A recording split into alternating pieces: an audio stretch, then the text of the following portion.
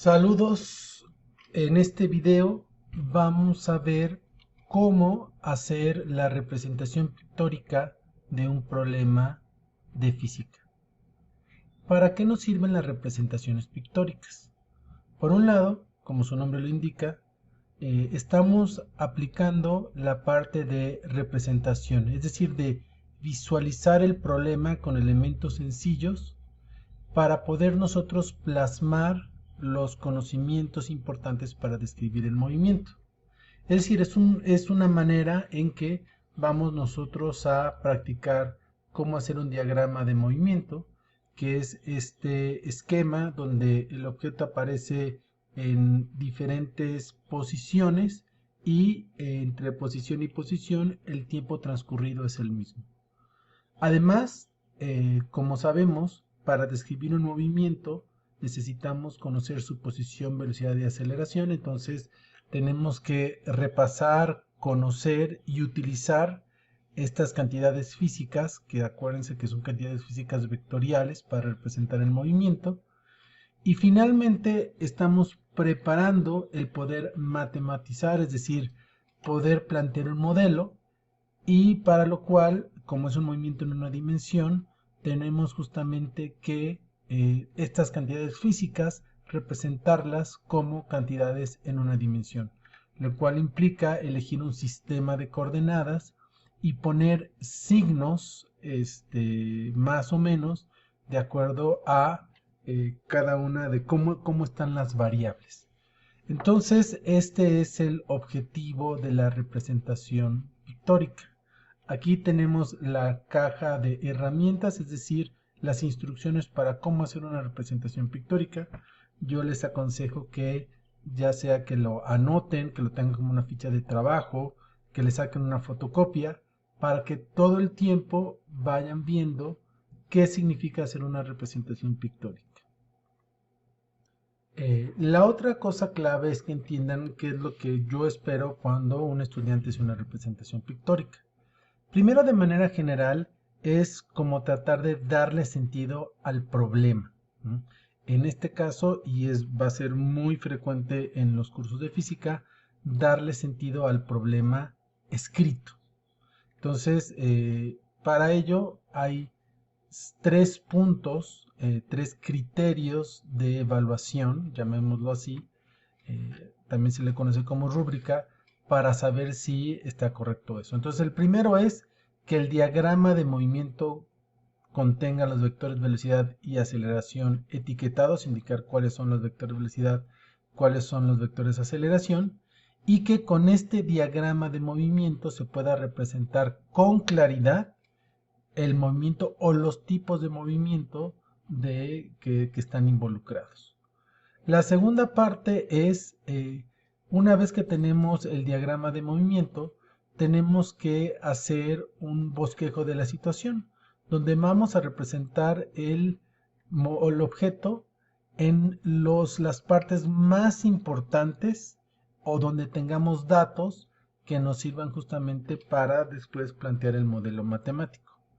Y el último, pero que va conjunto con esto, es que haya un eje de coordenadas que va a ser muy importante porque a partir de él las cantidades físicas van a depender cómo son, y que cada imagen que hayamos colocado en el punto anterior pues tenga sus cantidades de posición, velocidad y aceleración para instantes de tiempo, porque recordemos que lo que es importante en la descripción del movimiento es qué pasa con estas cantidades para cualquier instante de tiempo. Finalmente, siempre es recomendable al iniciar trabajar un problema es escribirlo sin falta de ortografía y dar cuenta de si nos queda claro el contexto del problema, si hay alguna cosa que no entendemos, y tratar de ver cuáles son los conceptos principales que vamos a hacer uso y darles una repasada. Entonces, eso es la primera parte que ustedes tienen que hacer, es revisar qué es los diagramas de movimiento, qué nos referimos con posición, velocidad y aceleración, y cómo funcionan en una dimensión estas cantidades físicas. Adelante. No está de más utilizar el internet para buscar avión jet y las rapideces con las que normalmente viaja, y haciendo la conversión, 300 metros sobre segundo a kilómetros por hora son alrededor de 1000 kilómetros por hora, es decir, bastante más que un coche, pero se trata de una rapidez relativamente normal de un avión de este tipo. Entonces, lo primero que tenemos que saber es, bueno, se trata de uno de estos aviones, y lo que nosotros sabemos de los diagramas de movimiento es que el objeto lo representamos como una partícula puntual. Si recorre distancias iguales en tiempos iguales, las distancias van a ser iguales. Y entre los puntos podemos dibujar los vectores velocidad, que en realidad son vectores velocidad media.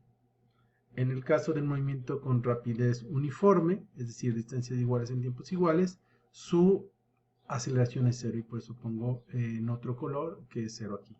En cambio, si el objeto va aumentando sus distancias, esto lo que me dice es que va aumentando su rapidez. Los vectores de velocidad se van haciendo cada vez más grandes. Y entonces hay una aceleración. En este caso estoy poniendo una aceleración, bueno, prácticamente constante, pero no necesariamente es el caso. Entonces, pero justamente mi aceleración, como yo la defino, es la aceleración es igual a el vector aceleración al vector cambio de velocidad entre el intervalo de tiempo. Y ojo, aquí esto en realidad estamos hablando sobre una aceleración media o promedio. Y eso nos gusta, porque eso no implica que la velocidad, realmente los cambios de velocidad sean constantes. Pero aquí para mí es más fácil suponer que efectivamente la aceleración va a ser constante. Es una suposición que me ayuda justamente a entender y poder darle sentido al problema. Entonces, cuando aquí habla de cuál es la aceleración del jet durante este recorrido, en realidad lo que yo tengo que decir es que voy a hablar de la aceleración media.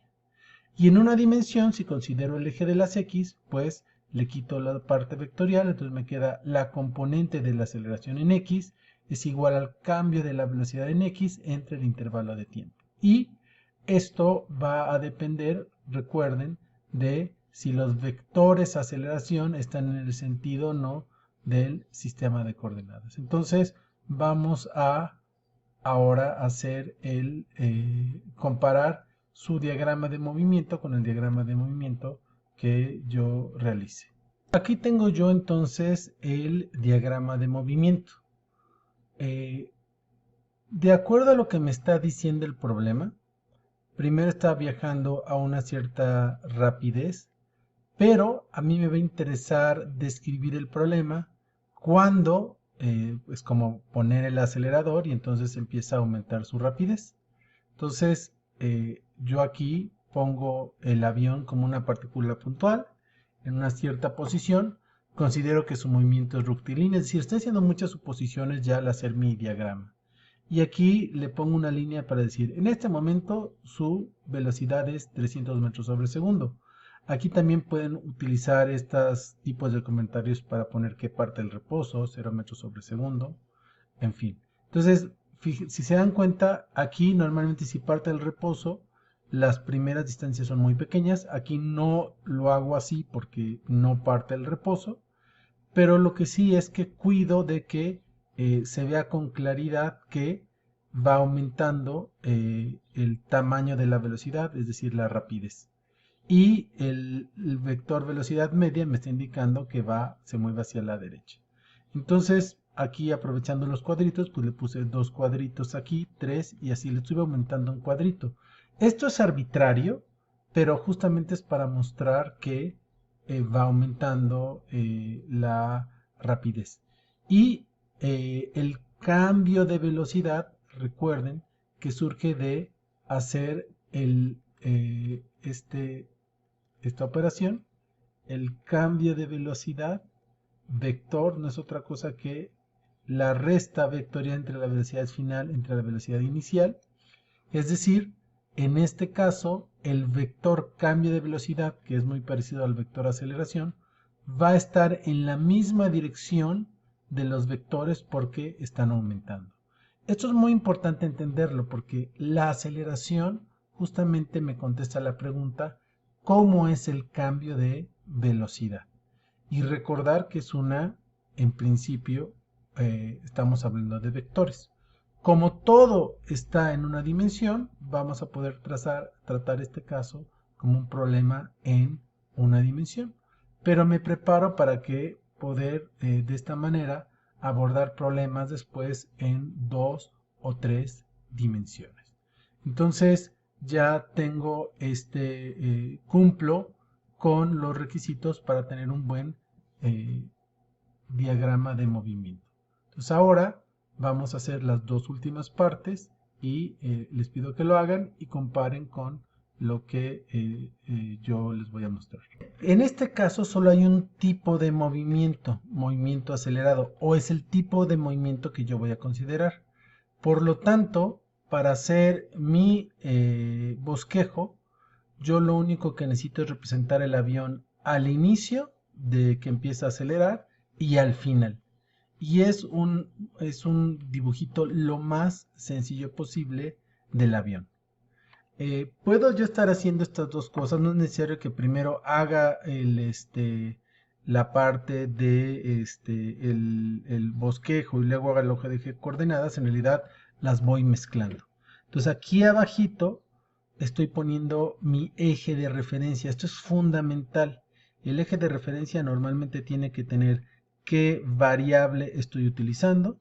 Este es el eje en realidad de las posiciones en X.